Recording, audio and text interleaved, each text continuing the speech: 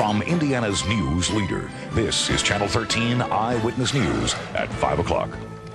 As we head into the summer when teens have more time on their hands, drug and alcohol experts warn parents aren't taking substance abuse seriously enough, and that can have deadly consequences.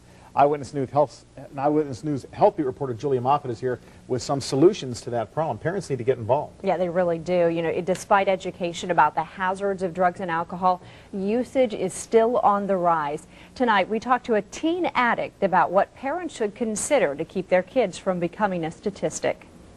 Oh yeah, I mean, if I wanted to, I could have probably gotten anything I wanted, but definitely marijuana and alcohol are in high school really like plentiful.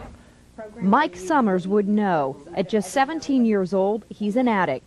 Mike started experimenting at the age of just 13. By the time he started his freshman year, Mike smoked marijuana every day before class. He's now in treatment at Pathway in Indianapolis, looking back on a sad 3 years of his life. I assaulted my stepdad once, and I have a lot of regret for doing that when I was drunk.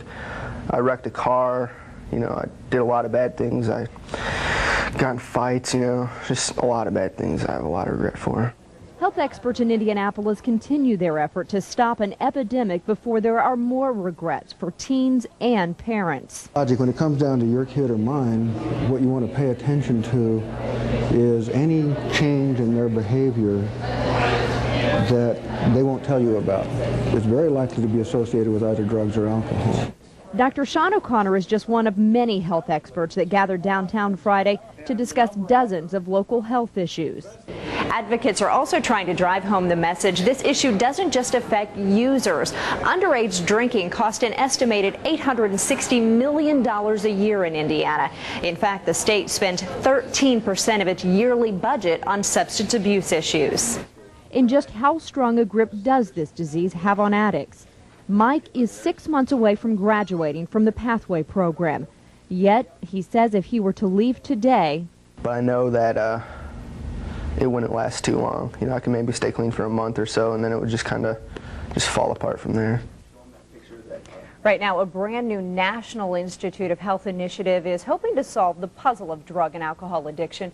Researchers will follow up to 500,000 children through their teen years to see what genes and/or environmental factors interact to increase risk for different diseases, including alcohol-dependent. Experts say parents really must get involved, as we mentioned. And you know, I think the point needs to be made too that this can start so young. It does. I talked to an addict who Mike you saw in that piece, and I also talked to a recovering addict, and he said at the age of 13 he bought a joint in the locker room at school. Right at school. Right at school.